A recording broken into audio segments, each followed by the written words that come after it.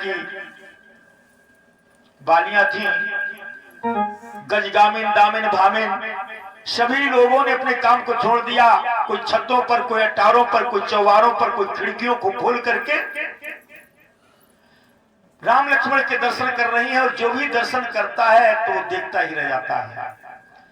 गली गली में सजावट होने लगी, दुकानें लग गई, मेला लग गया और कई पान का सत्कार होता है, कोई मिष्ठान खिलाता है, कोई इतर सड़कता है। वक्तों राम और लक्ष्मण की उम्र के लड़के राम लक्ष्मण के साथ हो लिए और प्रत्येक बाजार, रास्ता, चौराहा, विद्यालय, शिल्पालय, औषधालय, शस्त्रालय, जितने भी आलय थे सब बताते जा रहे हैं कि ये वो चौराहा है, ये वो मंदिर है, ये विद्यालय है, ये शस्त्रालय है, ये शिल्पालय है, ये शस्त्रालय है, ये औषधालय है। सब कुछ बता रहे हैं। सब नगरी घुमा करके आए, अंत में उस जगह पर आए जहां पर धनुष मकशाला थी। बोले ये जो ग्राउंड देख रहे, सजावट देख रहे, सजावट हो रही, बोले हाँ। बोले यही धनुष महोत्सव होगा कल। बोले अच्छा ठीक है। सब देख करके शाम होने को आई तो प्रभु राम लक्ष्मण गुरु विश्वामित्र के पास जब आने लगे तो बालक भी साथ आने लगे। तो राम जी ने कहा भैया आप तो अपने अपने घर को जाओ, गुरु जी के पास जा रहे हैं, गुरु जी के पास भीड़ लगाना ठीक नहीं है। बोले नहीं हम भी चलेंगे। बोले नहीं आप कल आना, बहुत समझाया, कल मिलेंगे। तब वापस हुए लड़के। जब वापस हुए इधर राम लक्ष्मण गुरु विश्वामित्र के पास आते हैं और शाम को बैठ करके सत्संग सुना। सत्संग सुनने के बाद गुरुजी जब लेटने लगे, सोने लगे, तभी राम लक्ष्मण के पैरों को दाबने लगे। गुरुजी बहुत इनकार कर रहे, तुम भी सो जा करके। उसके बाद में राम जी जब सोए तो लखनलाल राम जी के पैरों को दाबने लगे। तो राम जी ने कहा लक्ष्मण अब तुम भी सो जाओ जाकर। उसके बाद में लखनलाल सोए तो सबसे पहले गुरुजी सोए, उसके बाद राम और उसके बाद लखनलाल। लेकिन जैसे ही मुर्गे ने आवाज लगाई तो सबसे पहले लखन जागे, फिर राम जागे और फिर गुरुजी जागे। ये है वक्तों बचपने की कहानी राम जी की। ये संस्कार है उनके। तो जिनको अपना जीवन संवारना है, जिन माँ बापों को अपने बेटे की जीवन रूपी मंजिल सही करना है, तो उनके बचपन की बुनियाद को मजबूत कर दें। क्योंकि जब हम आप मकान बनाते हैं तो जिस मकान की बुनियाद मजबूत होती है वो मकान बहुत मजबूत होता है। तो इन बच्चों के जीवन रूपी मंजिल की बुनियाद है बचपना। जिनका बचपन समझ जाएगा ना, उसका पूरा जीवन समझ जाएगा। इसलिए कहा है और बचपन है जिनका संभला,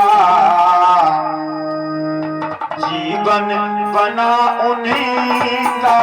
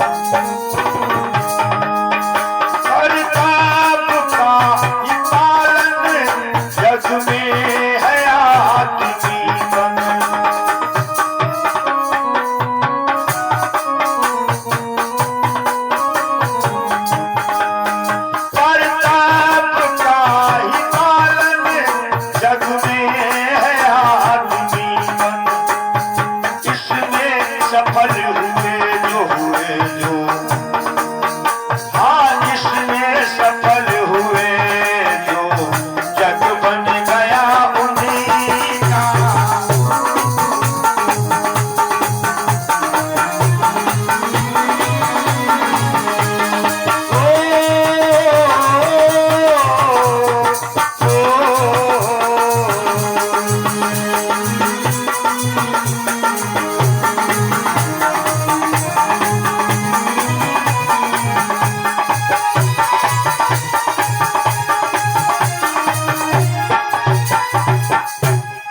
तो कहते हैं जिसका बचपन संवर गया उसका पूरा जीवन संवर जाता है।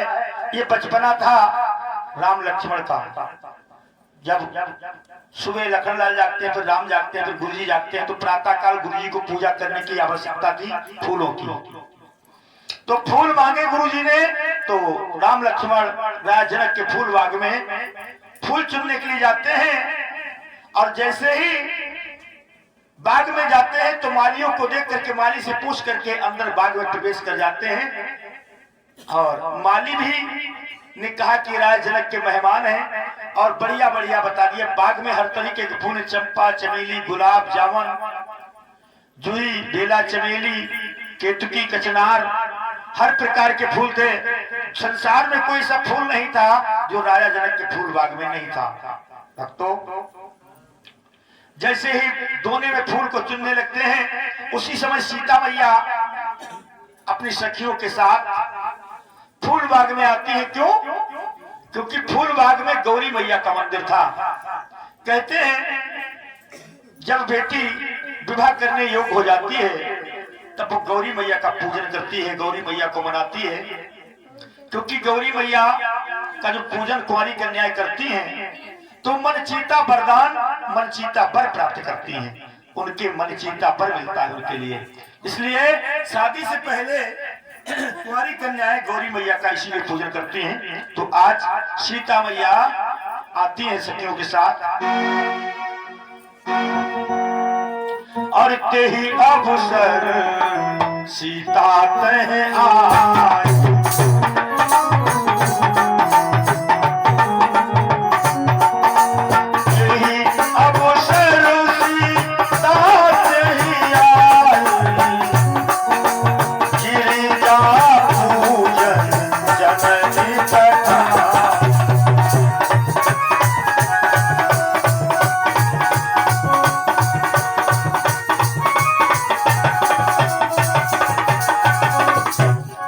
सीता मैया आती है तो सीता मैया के साथ एक सखी थी चंचला नाम की। वो बड़ी चंचल प्रवृत्ति की थी, इसीलिए उसका नाम रख दिया था चंचला।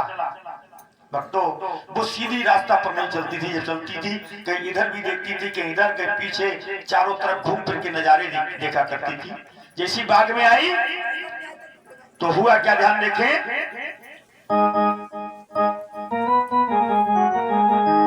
और सखियों के संग सिया आई फूल बगिया, युगल कुमारी पहले और बाहिरे जगरिया, बाहिरे जगरिया। सखियों के संग सिया आई फूल बगिया,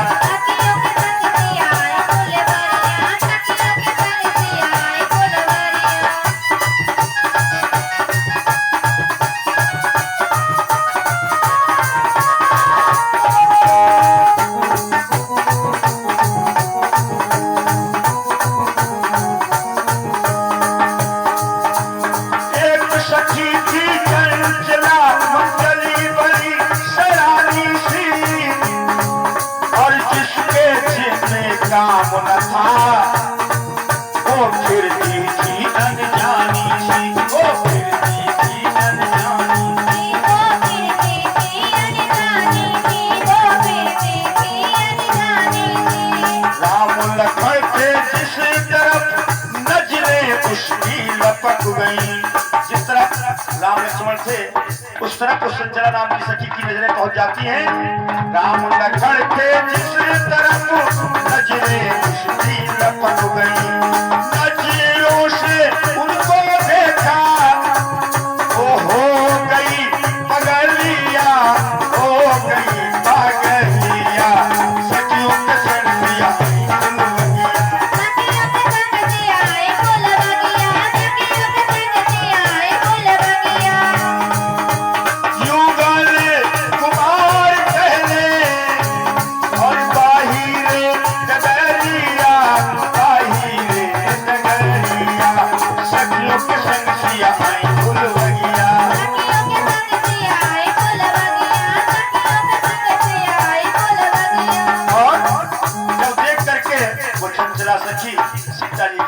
जाती है तो सीता मैया कहने लगी है सखी, कुछ बाधा है या पीड़ा है, सदमा या बीमारी है, लड़ कर कहीं से आई है या किसी बात की मारी है।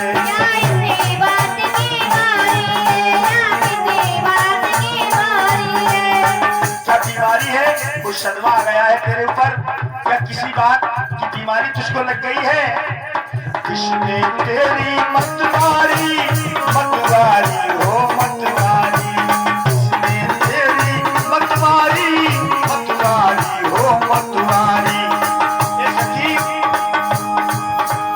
देख करके हालत तेरी ये चकित हो गई सखिया, चकित हो गई सखिया, सखियों के संग से आई फूल बगिया।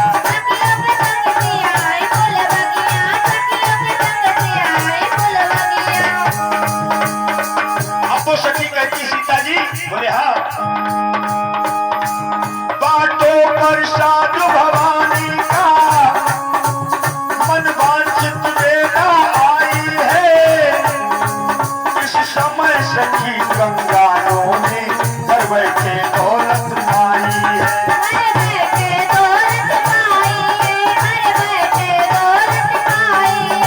ये सखी सीता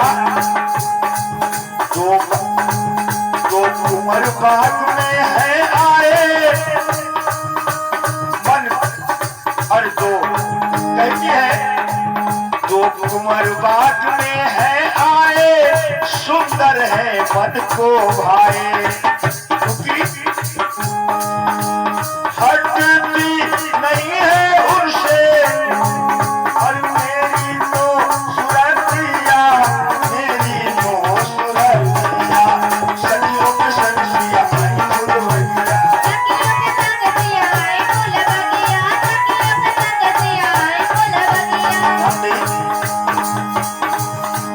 हुए नयन जो चार है और हुए नयन जो चार है, बड़ी जरूरत जान की और ऐसी के सुध हो गई, सुध रही न तनवा जान की।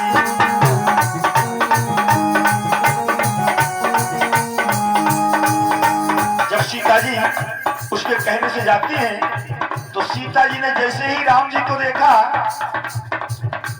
राम जी ने सीता जी को देखा तो राम जी लखनलाल से कहने लगे,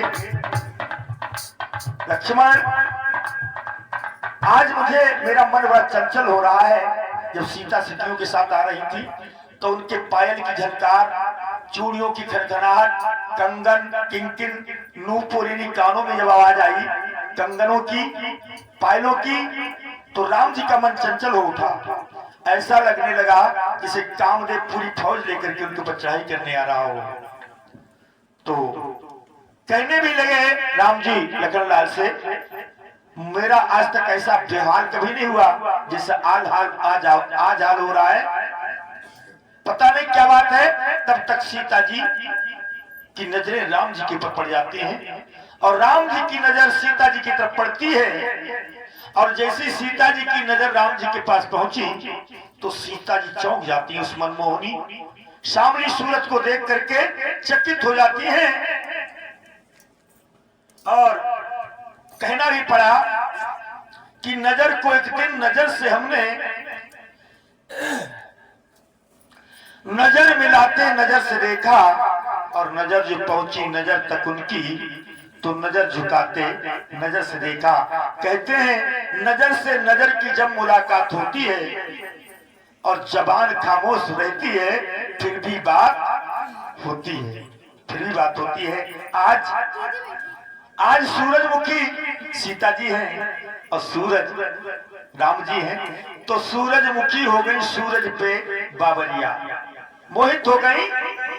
सोचा कहीं ये मनमोहनी मूर्त निकल न जाए, तो सीता जी ने क्या काम किया, खड़ी की खड़ी रह गई और नजरों के रास्ते से निकली अपना स्वरूप निकाला नजरों के रास्ते से, और नजरों के रास्ते से सीधी चली गई सूक्ष्म शरीर से भागती हुई सूरत के द्वारा, ध्यान के द्वारा राम जी के पास पहुंची और राम जी को पकड़ा और नजरों के रास्ते से ही लेकर वापस आ गई। उस स्वरूप को, उस मनमोहनी मूर्त को लेकर के वापस आ गई और नयनों की कुठरिया में राम जी की सूरत को बंद करके पलकों का ताला लगा दिया, आंखें बंद कर ली। प्रभु की मनमोहनी सूरत ध्यान के द्वारा, सूरत के द्वारा अपनी नैनों की कुठरिया में कैद करके बंद कर ली आंखें। अब राम जी बिल्कुल खड़े हुए हैं, एकटक खड़े हुए हैं। लखन लाल ने हिलाया, भैया चौंक जाते हैं, क्या बात है? बोले कैसे आप खड़े के खड़े रह गए? गुरु जी के लिए पूजा के लिए देरी होती होगी, जल्दी चलो। राम जी चौंकते हैं, बोले हाँ चलो, लेकिन पता नहीं आज क्या हो गया था मेरे लिए। फौरन वहां से बाग से निकल करके चल देते हैं। सीता जी ने जब आंख खोली तो देखा सामने राम जी नहीं थे, तो चौंक करके इधर उधर देखा तो एक लता की ओट से प्रकट होकर के जा रहे थे। इधर सखियां कहने लगी, सीता चलो गौरी मैया के पूजन के लिए देर हो रही, जल्दी चलो ना। तो सीता जी, ध्यान तो राम जी की तरफ है, मन राम जी की तरफ है, और गौरी मैया का पूजन करने जा रही है। तो साड़ी कहीं लता में हिलक जाती है, पैर कहीं रखती कहीं रखता है, टेढ़ी मेढ़ी चाल हो गई सीता मैया की। लेकिन जैसे ही मंदिर में पहुंची तो हाथों में माला बना करके लाई थी गौरी मैया को चढ़ाने के लिए। गौरी मैया की मूर्ति के सामने खड़ी हुई और हाथ जोड़ करके कहने लगी, मैया जय जय जगदम्बा जग जननी, गज बदन खड़ा नन की माता, जय शिवा भवानी कल्याणी, जय सर्व मंगला वरदाता।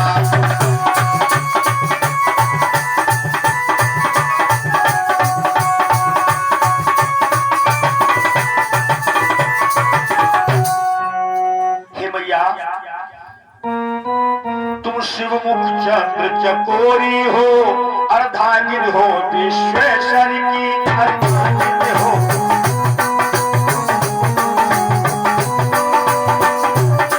तुम शिव मुख चंद्र चकोरी हो, अर्धांगिन हो विश्वेश्वर की, अर्धांगिन हो। अंतर्यामी से प्रकट कहो कृष्णा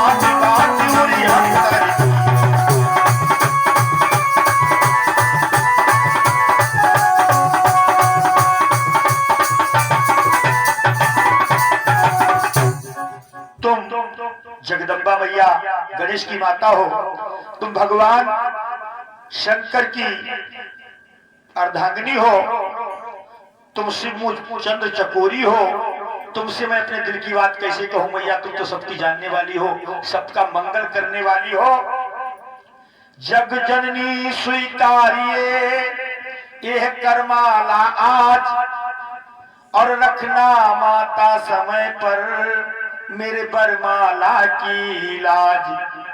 फूलों की माला जैसी मूर्ति को पहनाई और कहा, मैया आज मेरे धनुष महोत्सव है, मेरे बरमाला की लाज रखना, मैं अपने हाथों से ये माला तुमको पहना रही हूं।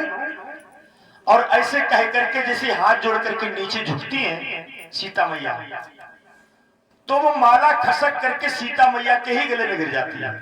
मूर्ति से खसकी माला और सीता मैया के ही गले में गिर गई। तो कहा बाबा ने क्या कि विनय प्रेम बस और भाई भवानी, खसी माल मूरत मुश्किल।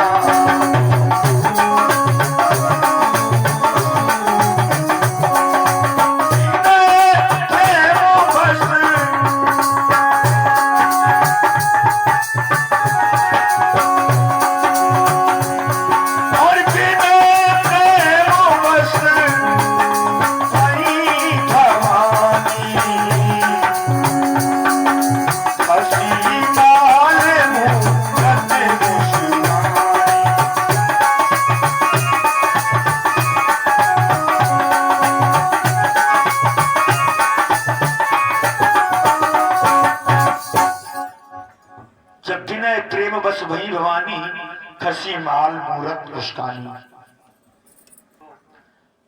जो सीता मैया के गले भी जब बरमाला पड़ जाती है तो ऐसा लगा कि गौरी मैया सीता जी से कहती है क्या,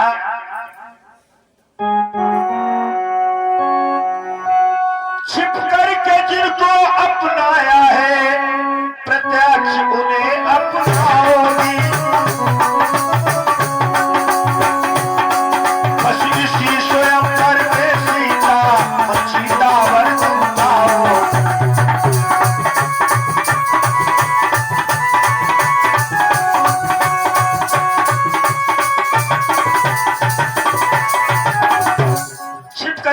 जिसको अपनाया है प्रत्यक्ष भी उन्हें अपनाओगी और आज इसी स्वयंवर में तो अपना मनचीता वर प्राप्त करोगी। ऐसा आशीर्वाद गौरी मैया से लेकर सीता मैया भी महलों में चली जाती हैं। इधर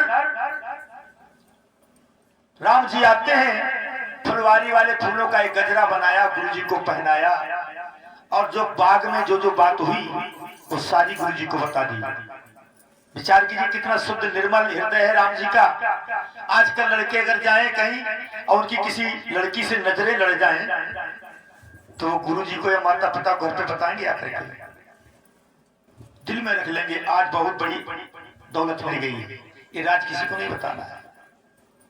लेकिन राम जी की मुलाकात एक लड़की से हुई है फूलबाग में, सीता मैया से। तो राम जी ने सच्चा सच्चा हाल गुरु जी को बता दिया। गुरु जी जब मैंने उससे नजरें मिलाई तो मेरा मन बहुत चंचल हो गया, ऐसा लग रहा था कि मेरे ऊपर कामदेव ने चढ़ाई कर दी, मैं बेसुध हो गया। गुरु जी मुस्कुराने लगे, बोले कोई बात नहीं बेटा।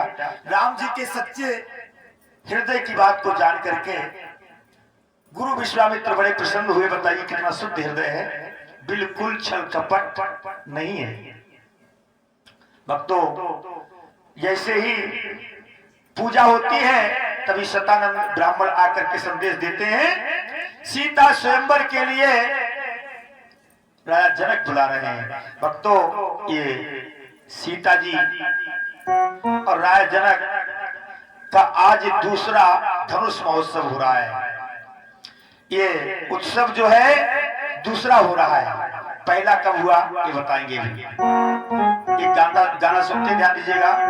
सब नगरों में बढ़कर देखो जनकपुरी दरबार, जहाँ सीता मैया ने धरती से लिया अवतार। सीता माता ना जानी जनक ने दिल में जानी।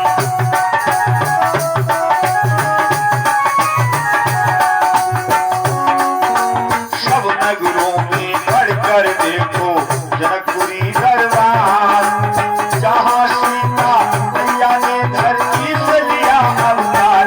सीता माता ना जानी जनक ने दिल में जानी।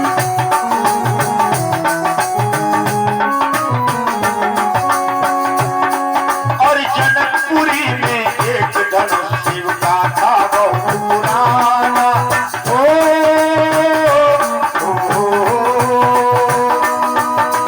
जनकपुरी में एक धनुष शिव का था बहुत पुराना।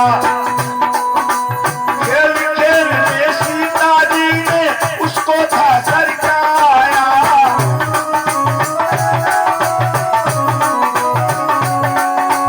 राजा जनक ने उसी समय और अपने दिल में जानी सीता बिटिया आसानी। जनक ने दिल में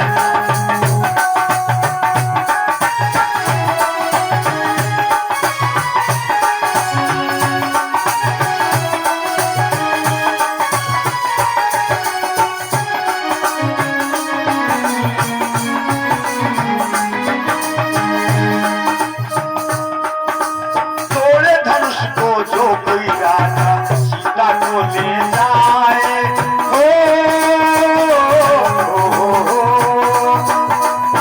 क्या प्रतिज्ञा की? जो धनुष को तोड़ेगा वही सीता से नाता जोड़ेगा, एक प्रतिज्ञा की राजा जनक ने। और तोड़े धनुष को जो कोई राजा सीता को ले जाए। बल पोरस में आगे हो वो जयमाला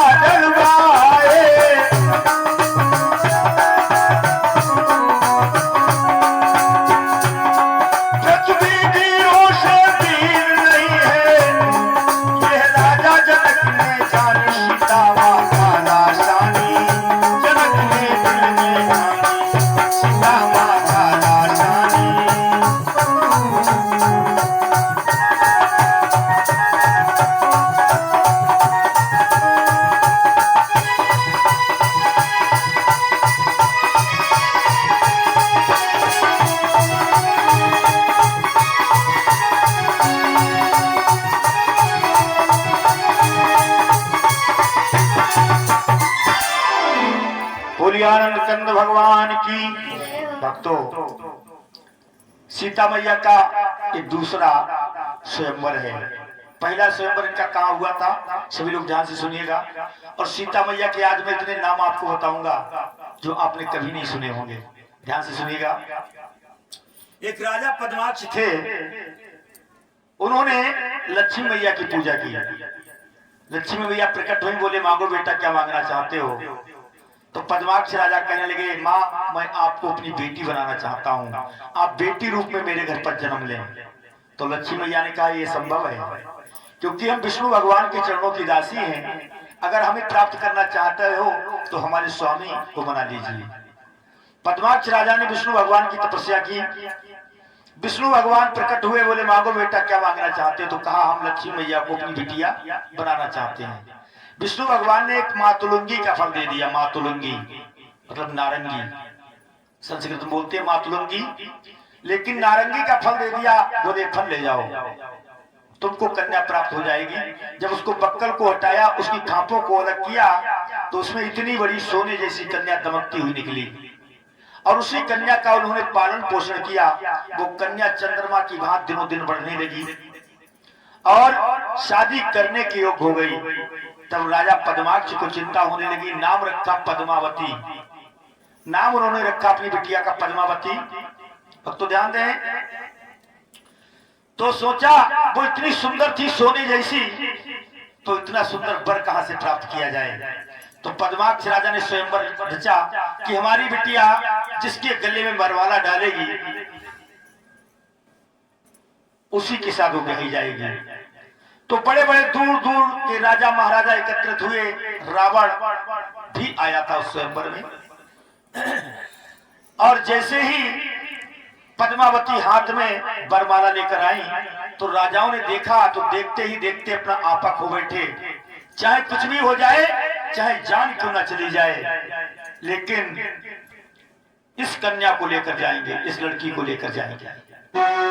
भक्तों, जब ये हाल देखा पद्माक्ष राजा ने, अगर हमारी बिटिया ने एक के गले में वरमाला डाल दी तो यहाँ बहुत बड़ा युद्ध छिड़ जाएगा। तो बीच में आकर के खड़े होकर के बोलते हैं और कहते हैं बेटी से, बेटी तुम घर पे चली जाओ अंदर। और उन्होंने ऐलान कहा कि मेरी बिटिया उसके गले में जयमाला डालेगी जो नीले शरीर वाला होगा। नीलांबर श्यामल कोमलांगम सीता समारोह पितमाम भागम पाड़ो महासायक चार चापम श्री राम नामम रघुवंश नाथम। जिनका नाम राम होगा, जो रघुकुल वंश सूर्य वंश में उत्पन्न होंगे। जब ऐसा कहा तभी सभी राजा तलवार निकाल करके खड़े हो गए और युद्ध करने लगे। हम जबरदस्ती लेकर जाएंगे। भक्तों, युद्ध हुआ, राजा पद्माक्ष मारे गए। बेटी वहां से चली जाती है तो महल में ढूंढा। जब पद्मा बेटी को नहीं पाया तो महल को खंडर कर दिया, लेकिन फिर भी पद्मा नहीं मिली। सब राजा हताश होकर चले गए। एक दिन लंकाधीश रावण अपने पुष्पक विमान पर सवार होकर एक राजा से कर लेने के लिए जा रहा था और उसी खंडर के ऊपर से जा रहा था। तो देखा कि पद्मा बेटी उसी खंडर में बैठी हुई थी।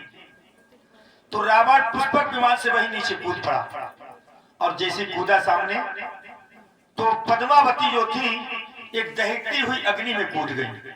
और जब अग्नि में कूद गई तो रावण जल लाया और जल से अग्नि को बुझाया और उस अग्नि में देखा तो उसे 5 रत्न मिले। 5 रत्न, वो 5 रत्न एक पिटारी में बंद करके रावण अपने लंका नगरी ले गया और पिटारी दी मंदोदरी को। काई पिटारी रख दो, समय आएगा तो मैं बताऊंगा ये पिटारी क्या है। एक दिन लंकाधीश रावण एकांत में बैठा हुआ था तो मंदोदरी से कहा कि वो पिटारी लेकर आओ। जैसी पिटारी लाई और खोली पिटारी तो उसमें इतनी बड़ी कन्या हंस रही थी ठहाका मार करके। तभी रावण बताने लगा ये पद्माक्ष राजा की बेटी पद्मावती थी, इसी के स्वयंवर में गए हुए थे। सारी कहानी सुनाई तो मंदोदरी कहने लगी स्वामी ये कन्या राजा पद्माक्ष के यहाँ थी, तो महल खंडर हो गया, पद्माक्ष राजा मारे गए, और तुम इसको यहाँ ले आए हो तो ये लंका नगरी का भी विनाश कर देगी, इसलिए तुम भी मारो जाओगे, इसलिए इसको अपने राज्य से बाहर कर दो। रावण कहने लगा ठीक कहती हो। पिटारी को बंद करने वाला था, तभी वो कन्या जोर से हंसने लगी और कहने लगी रावण अब की बार तो मुझे भेज रहा है यहाँ से, लेकिन दूसरी बार जब तेरी नगर में आऊंगी तो तुझको मार डालूंगी। रावण ने चंद्रहास नामक खड़ग निकाला, बोले ना रहेगा बांस ना बजेगी बांसुरी में, अभी मारे देता हूं।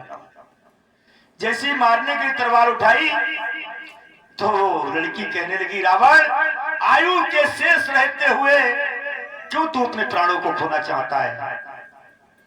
अगर तू अभी तलवार उठाएगा तो अभी राम पैदा हो जाएंगे और अभी आएंगे तुझे मार डालेंगे, इसलिए आयु के शेष रहते हुए जीवन को मत गवा। रावण पिटारी को बंद करके राजा जनक की हद में गाड़ देता है जाकर। भक्तों, राजा जनक के इलाके में सूखा पड़ गया। जनक राज ने ब्राह्मणों को भूमि दान दी, और जब ब्राह्मणों ने उस पर हल चलाया तो वो पिटारी वो घड़ा उस हल के फल से टकरा गया और वो निकल आई। वो संदूक ऊपर रख करके ब्राह्मण राज जनक के दरबार में लेकर आए और कहा आपने हमको भूमि दान दी थी, इसमें खजाना निकला, ये तुम्हारा है। इतने ईमानदार लोग थे पहले। जनक राज ने जब उस संदूक को खोला तो उसमें कन्या निकल आई। तो भक्तों, इसी का नाम सीता रखा गया। कितने नाम है? मातुलंगी के फल से निकली तो एक नाम है सीता मैया का मातुलंगी। पद्माक्ष राजा के यहाँ आई तो एक नाम है पद्मावती। अग्नि में वास किया तो एक नाम है अग्नि गर्भा सीता मैया का। 5 रत्न बन गई, एक नाम है रत्नावली, एक नाम है सीता मैया का रत्नावली। और हल्के फल से निकली, हल्के आगे जो फल लगा उसको सीता बोलते हैं, तो उससे वो घड़ा निकला, इसलिए एक नाम सीता है। धरती के अंदर से निकली, एक नाम मैया का धरणजा है, सीता मैया का एक नाम धरणजा है। राजा जनक ने उनका पालन पोषण किया, इसलिए एक नाम सीता मैया का जानकी है। मिथिला नगरी में पली, इसलिए एक नाम उनका मैथिली है। आज उनका ये दूसरा स्वयंवर होने वाला है। तो जैसे ही स्वयंवर रचा गया तो शतानंद ब्राह्मण आते हैं गुरु विश्वामित्र के पास कि धनुष महोत्सव देखने के लिए राज जनक आपको बुला रहे हैं गुरु जी। और जैसे ही राम लक्ष्मण धनुष महोत्सव में पहुंचे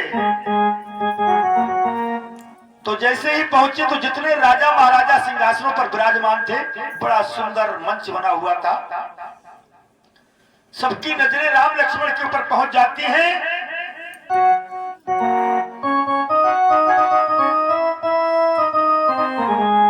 और जिसकी रही भावना जैसी प्रभु मूरत देखी दिन तय।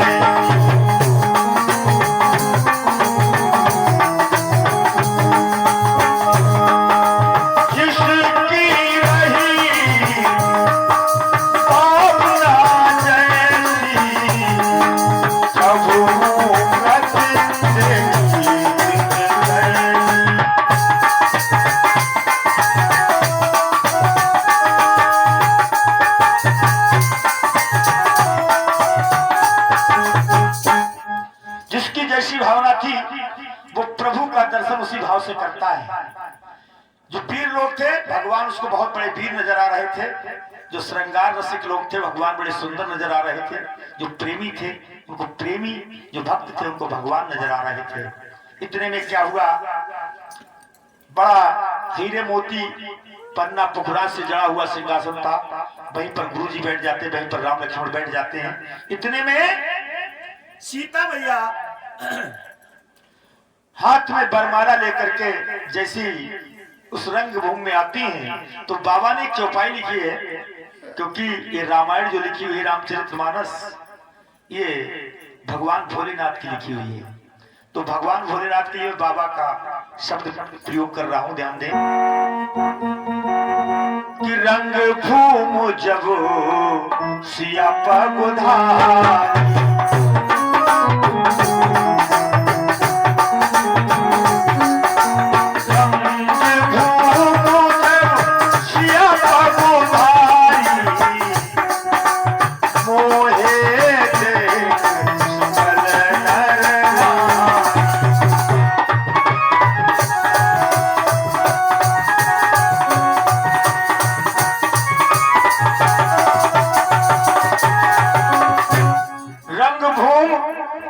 जब सिया पगुधारी मोहे देख सकल नर नारी। तो गौरा मैया भगवान भोलेनाथ से कहने लगी, स्वामी अरे ही ने रोक देव चौपाई, हमें एक शंका हुए आई। गौरी मैया ने कहा, स्वामी जरा चौपाई को रोक दो, एक शंका हमारी दूर करो। बोली क्या शंका है?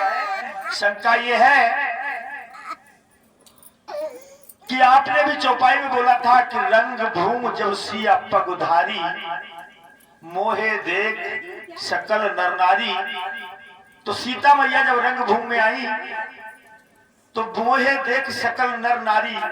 नर लोग तो सीता मैया को देख करके मोहित हो सकते हैं, लेकिन नारी को देख करके नारी कैसे मोहित हो सकती है? शंका ये है, नारी को देख करके नारियां मोहित नहीं होती, नर को देख करके नारियां मोहित हो सकती हैं। बस शंका यही है, इसको दूर करें। भगवान भोलेनाथ कहने लगे, गौरा कथा को जरा ध्यान से श्रवण करो। मैंने कहा रंग भूम जब सिया पगुधारी, सीता जी आई और पगुधारी भगवान आए। बोले कौन पगुधारी? बोले पगुधारी भगवान राम है, उनका नाम एक पगुधारी है। बोले ये नाम कब से पड़ा? बोले जब से पग से अहिल्या का उद्धार किया, जब से अपने पग से अहिल्या का उद्धार किया तब से उनका नाम पगुधारी पड़ गया। बोली पगुधारी भगवान की, जोर से बोलते अलकनाथ भगवान की। क्या बात है, ठीक है महाराज, आगे कथा सुनाइएगा। भगवान भोलेनाथ कथा को सुनाने लगे और सभी लोग गौरा मैया सुनने लगी। क्या हुआ? जैसे ही सीता मैया आई, उनके हाथ में बरमाला है और इतनी सुंदर है सीता मैया कि उनकी सुंदरता का वर्णन नहीं किया जा सकता है। और फिर माता है तो माता की सुंदरता का वर्णन भी कैसे किया जाए? हमारी सामर्थ्य नहीं, किसी कवि की सामर्थ्य नहीं, लेकिन अगर उनको चंद्रमा की तरह बता दें कि सीता मैया चंद्रमा की तरह चमकती हैं, तो चंद्रमा कलंकित है। अगर उनको लक्ष्मी मैया तरह बता दें तो लक्ष्मी मैया विष मदिरा की भगिनी है। 14 रत्न निकले थे समुद्र मंथन से, तो उसमें विष भी निकला था, मदिरा भी निकली थी, और लक्ष्मी मैया वहीं से तो निकली है। तो विष और मदिरा की बहन है लक्ष्मी मैया, तो इसलिए हम लक्ष्मी मैया के जैसा भी नहीं बता सकते। एक बात कह सकता हूं, क्या? इसलिए लोक परलोकों में श्री सीता जी लाश बनी है। अवतार महान शक्ति का है, नूरानी ही नूरानी।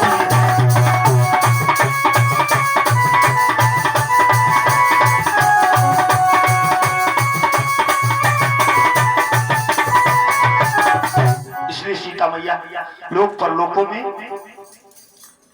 लासानी है। सर से लेकर पैर तक सीता मैया नूरानी ही नूरानी है। नूर झलकता है उनके सर से लेकर पैर तक। अब तो सीता मैया ने सभा में आई है तो नजरें नीचे हैं, लेकिन सर जितना झुका हुआ है उतना ही है, ऐसे नहीं उठाया है। जितना झुका है उतना ही झुका है। उतने ही झुके सर से चारों तरफ धीरे धीरे घूम करके निहार रही है कि जो बाग में राजकुमार देखे थे वो कहाँ है। देखते देखते देखते देखते जब देखा कि अपने गुरुवर के पास बैठे हुए तो एक गहरी सांस ली कि आज सभा के अंदर है। अब जैसी बंदी जन आए, आवाज लगाई कि देश देश के राजा महाराजाओं, राजा का ऐलान सुनो। क्या? जो ये धनुष रखा हुआ है, ये शंकर भगवान का धनुष है और जो इस धनुष को तोड़ेगा वही सीता से नाता जोड़ेगा। इतना जो कहा तो भूप सहस 10 एक ही बारा और लगे उठावन टरई नटारा। 10,000 राजा एक साथ उठते हैं और धनुष में लग जाते हैं। तो गौरा मैया फिर कहने लगी, स्वामी एक शंका हो गई, क्या कितना बड़ा धनुष था जो 10,000 राजा एक साथ उठे? बोले गौरा, ये धनुष महाराज दधीच की हड्डियों का बना हुआ है।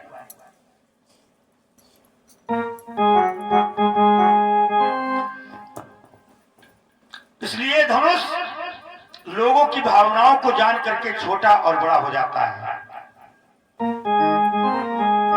इसलिए तुम शंका ना करो। जब बड़े बड़े राजा महाराजा धनुष को नहीं हिला सके तो राजा जनक चक्कर में पड़ने लगे। जो भी नृप आता है हर्षाता हुआ आता है और लज्जित होकर के लौट जाता है। जब राजा उदास होने लगे तो रावण कहने लगा, चिंता ना करो, मेरी भुजाओं ने कैलाश पर्वत उठाया है, ये धनुष क्या चीज है। और बहुत घमंड में आता है। सोचा एक ही हाथ से धनुष को उठा लूंगा। जैसे एक हाथ बढ़ाया तो धनुष तनिक भी नहीं हिला, तो भुंगों को तिरछा करके दोनों हाथ लगा दिए। दोनों भुजाएं लगाई फिर भी धनुष नहीं हिला।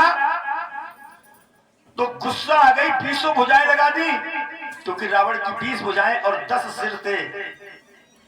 20 भुजाएं लगाई और किटकिटा करके जोर लगाया तो आनंद रामायण में लिखा है कि रावण का पैर फिसल गया और धनुष उसके ऊपर गिर गया। रावण धनुष से दब गया। कहते हैं कि मलमूत्र भी त्याग रहा। तो उसके साथ में जो लोग आए तो जैसे तैसे पकड़ के खींचा। कहीं कहीं ये भी लिखा मिलता है कि रावण जब धनुष उठाने के लिए बढ़ा तो देवताओं ने आवाज कर दी कि रावण तेरी लंका में आग लग गई है। तो रावण धनुष के पास ही नहीं पहुंचा, वहीं से भाग गया लंका नगरी। ऐसे लेख मिलते हैं।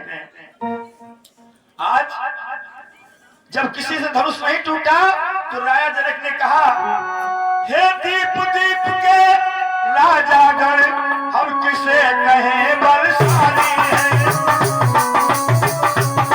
सबको तो ये मालूम हुआ वीरों से खाली है।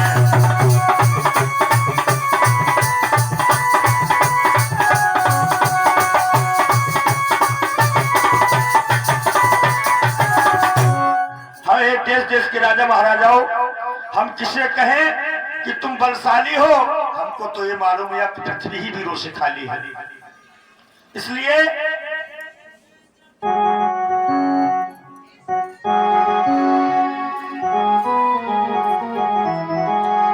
आसरा छोड़ प्रस्थान करो, दुख हमें दिया है दाता ने।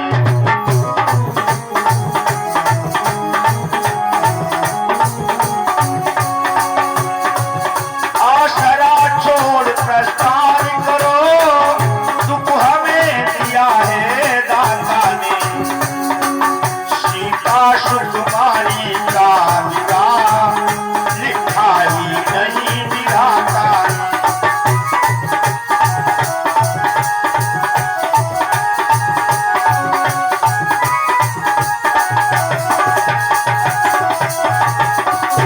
आसरा छोड़ करके सब अपने अपने घर के चले जाओ।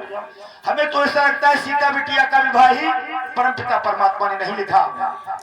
जब इतनी बात तो कहा तो सभा में राम जी बैठे हुए थे और लखन राम जी बैठे हुए थे। और लखन लाल है राम जी के सेवक। सेवक के सामने भाई इतनी बात कही तो बुराई तो सबकी हो गई, तो राम जी की भी बुराई हो गई। तो लखन लाल को गुस्सा लगा और शीश नवा करके गुरुजनों को खड़े हो जाते हैं और कहते हैं, रघुवीर राम जी के होते हुए राजा जनक ने बहुत अनुचित बात कह डाली है। ये शब्द मेरे हृदय में वज्र के समान लग गए हैं कि पृथ्वी वीरों से खाली है। सुनो, मैं दृढ़ता पूर्वक कहता हूं, यह बलवानों की पृथ्वी है। जिस दिन बलवान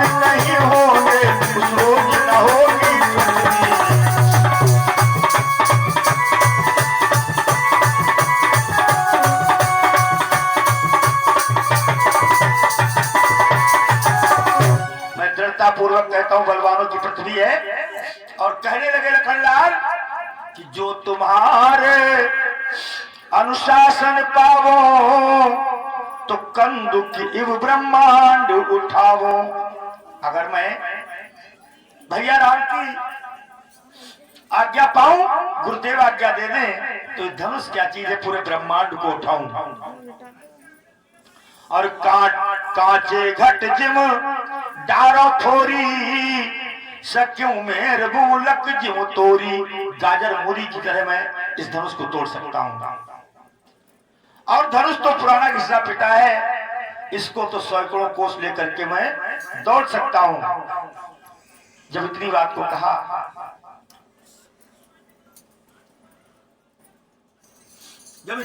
कहा, भक्तों, तो गौरा मैया ने फिर कहा, जब भगवान भोलेनाथ ने चौपाई सुनाई, जो तुम्हारे अनुशासन पावो तो कंदुक इव ब्रह्मांड उठावो। तो गौरा मैया कहती स्वामी रुको, ही न रोक देव चौपाई और हमें बहुर शंका हुई आई। बोले अब क्या शंका हुई? ये लखनलाल कह रहे हैं कि अगर मैं तुम्हारी आज्ञा पाऊं तो पूरे ब्रह्मांड को उठाऊं। ये ब्रह्मांड पूरा उठाएंगे तो खड़े कहां होंगे? शंका ये आई। बड़े गौर से सुनना, गौरा मैया की शंका बड़ी अलबेली है। जब लखनलाल पूरे ब्रह्मांड को उठाएंगे तो ये खड़े कहां पे होंगे? तो भगवान भोलेनाथ कहे, गौरा लखनलाल शेष भगवान के अवतार हैं और शेष भगवान के ऊपर पूरी पृथ्वी रुकी हुई है। बोले हाँ, आज इन्हें गुस्सा आ गया है क्योंकि इनके स्वामी की बदनामी हुई है, इन्हें गुस्सा आ गया है, तो ये अपने उसी स्वरूप को याद करके बात कह रहे हैं। और इनके लिए कोई बड़ी बात नहीं है, ये पूरे ब्रह्मांड को फोड़ सकते हैं। इसीलिए क्या ठीक, आगे सुनाइए भगवान। तो आगे बात कहते हैं क्या, जैसे ही लखनलाल ये बात कह रहे थे तो राम जी ने लखनलाल को संकेत दे दिया, तुम बैठ जाओ। लखनलाल बैठ जाते हैं, तभी गुरु विश्वामित्र आदेश देते हैं क्या, राम जी उठो और राजा जनक के दुख को दूर करो और धनुष को तोड़ो। इतना कहा तो धीरे धीरे मुस्कुराते हुए राम जी उठते हैं, प्रणाम करके चल देते हैं। तभी सीता मैया आंखों को बंद करती हैं और फिर खोलती हैं, धनुष की तरफ देखती हैं और राम जी की कलाई को देखती हैं। राम जी की कलाई को देखती हैं, राम जी की कोमल कोमल कलाई है, धनुष बहुत विशाल है। बार बार धनुआ को देखती हैं, बार बार राम को देखती हैं। तभी आंख मूंद करके भगवान शंकर से प्रार्थना करती हैं, हे प्रभु, हे प्रभु, इस धनुआ की गर्ता को हर लेना, इस धनुआ की गर्ता को हर लेना। और हमारे जब स्वामी धनुष के पास आए तो ये अपने ही आप टूट जाए, क्योंकि उनके बड़े नाजुक हाथ हैं। इस प्रकार से सीता मैया प्रार्थना करती है, और प्रभु हमारा इतना काम कर देना, मैं वादा करती हूँ 14 वर्ष तक योगिन बन करके वन में वास करूंगी। ये मन में संकल्प लेती है। इधर जैसे ही राम जी धनुष के पास जाते हैं तो सुनैना मैया ने जब देखा राम को जाते हुए तो सुनैना मैया एकदम खड़ी हो जाती है और कहती, सुनो सुनो सुनो, रावण बासुर से योधा जब हारे धनुष उठाने फिर समय नष्ट क्यों करते हो बच्चों को खेल दिलाने।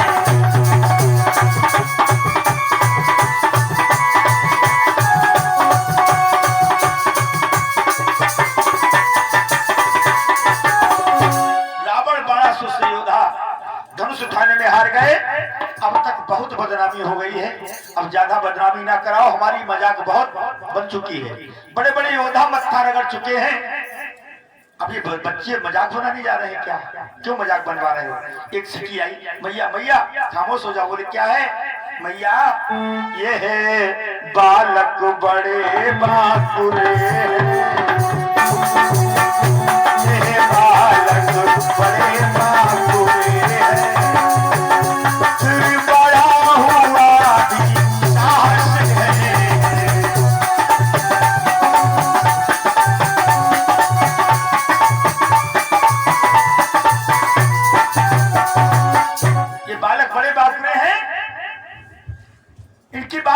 को मत देखो, बल तो कुछ चीज और ही होती है, कुछ छोटा मत समझो। छोटा बड़े काम की चीज होता है। छोटा सा दीपक होता है, पूरे घर में प्रकाश कर देता है। छोटी सी गोली होती है, बड़ी बड़ी बीमारी को दूर कर देती है। छोटा सा मंत्र होता है, उच्चाटन मारण वशीकरण कर देता है। छोटा सा अंकुश होता है, बड़े हाथी को बस में कर लेता है।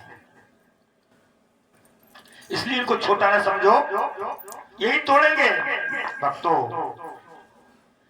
प्रभु श्री राम धनुष के पास जाते हैं, महादेव शंकर को शरणवा करके, और जैसे ही हाथ बढ़ाया तो हाथ बढ़ाते हुए तो सबने देखा, लेकिन वो धनुष राम जी के हाथ में कब आ गया किसी को पता ही नहीं चला। और जैसे ही हाथ में आया तो घुमा घुमा करके देख रहे हैं राम जी। इतने में चर शब्द हुआ, फिर गूंजा एक तड़का, रघुनंदन ने धन तोड़ दिया, दुनिया में हुआ धमाका।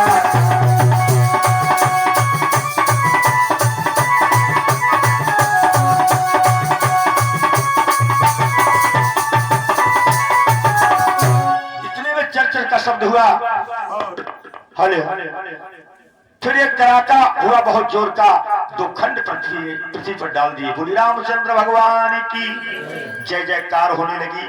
आसमान से देवताओं ने फूल को बरसाया, और इतने में राम जी ने जब धनुष तोड़ा तो सीना तान के खड़े हो गए। बड़े बड़े योद्धाओं ने नहीं तोड़ पाया, राम जी ने तोड़ दिया तो सर ऊंचा करके खड़े हो गए। जैसे कोई दंगल में कुश्ती जीत जाता है तो वो खूब कूदता है और सर ऊंचा करके खड़ा होता, लोग उसको इनाम भी देते हैं। तो राम जी ने धनुष तोड़ा है, खड़े हो गए सीना तान के। सतानंद ब्राह्मण ने कहा बस प्रतिज्ञा पूरी हो गई, अब सीता बिटिया से कहो कि माला डाल दें। सीता जी आई माला डालने के लिए, तो राम जी बड़े हैं, सीता जी छोटी हैं। अब हाथ इतना है, हाथ अगर ऊंचा करें तो डाल सकती हैं, लेकिन सभा के बीच में जो बड़े बड़े राजा महाराजा बैठे हुए हैं, उनके बीच में एक नारी हाथ को ऊंचा कैसे ऐसे कैसे कर सकती है? ऐसे करने में लज्जा आती है ना। तो सीता मैया हाथ कैसे करें, तो इसी सोच में इतनी पर हाथ रुका है। जाती है बढ़ करके और फिर रुक जाती है। एक बात और सोचती है सीता मैया, क्या कहीं काम तो पूरा हो गया है, धनुष तोड़ दिया है। बड़ी प्रफुल्लित हुई, सोचा सीते जल्दबाजी मत करो, नहीं कि बना बनाया काम बिगड़ ना जाए, कहीं बना बनाया काम बिगड़ ना जाए। क्योंकि हमने सुना ये बड़े जादूगर भी हैं, इन्होंने अपना पैर पत्थर की स्त्री पर लगा दिया था तो वो स्त्री बन गई, और ये माला कहीं इनके गले में डाली, इनको स्पर्श हुई, और जे कहीं स्त्री बन गई तो हमारी सौतन बन जाएगी। और सौत तो चूर की भी बुरी होती है, सौत जो दिन रात छाती जलाती रहती है, सौत तो चून की बुरी होती है। इसलिए सीता मैया विचार कर रही, फिर विचार किया तो माला तो डालनी ही पड़ेगी, नहीं सब लोग कहने लगेंगे, चलो जो होगा देखा जाएगा। दिल मजबूत किया और डालने को बढ़ी, लेकिन राम जी बड़े, सीता जी छोटी। तो अपनी मैया की तरफ देखा, माँ हाथ ऊंचा कैसे करें, सब लोग हैं, लज्जा की बात है। और इनसे इशारा कहा, इनसे कह दो कि थोड़ा सर नीचा कर लें। तो सुनैना मैया आई और राम जी बोले हाँ, बोले तनिक नीचे झुक जाओ, बोले नहीं ऐसा नहीं होगा। बोले क्यों? बोले धनुष तोड़ा है हमने, अभी हमारी ससुराल बन गई है, और ससुराल में सर नीचा नहीं करेंगे। अगर ससुराल में हमने सर नीचा कर दिया तो हिंदू हमारी मेड़ पूजते हैं, तो आगे सब बच्चों को अपनी ससुराल में सर नीचा करना पड़ेगा, इसलिए सर नीचा नहीं करेंगे। सुनैना मैया कहती हैं, अरे राघव तनी की झुक जाइयो, राघव तनी की झुक जाइयो, लली मेरी छोटी परी है।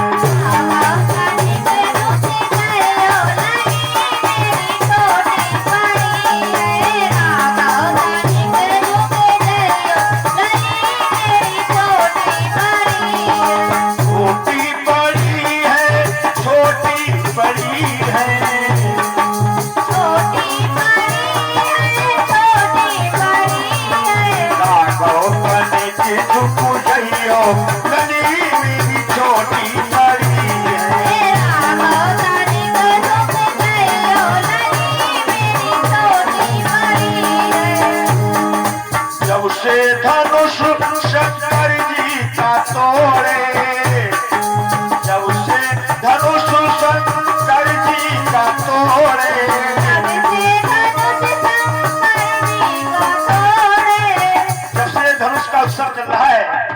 हमारी बिटिया ऐसे माला लिए खड़ी है। जब से धनुष शंकर जी का तोड़े,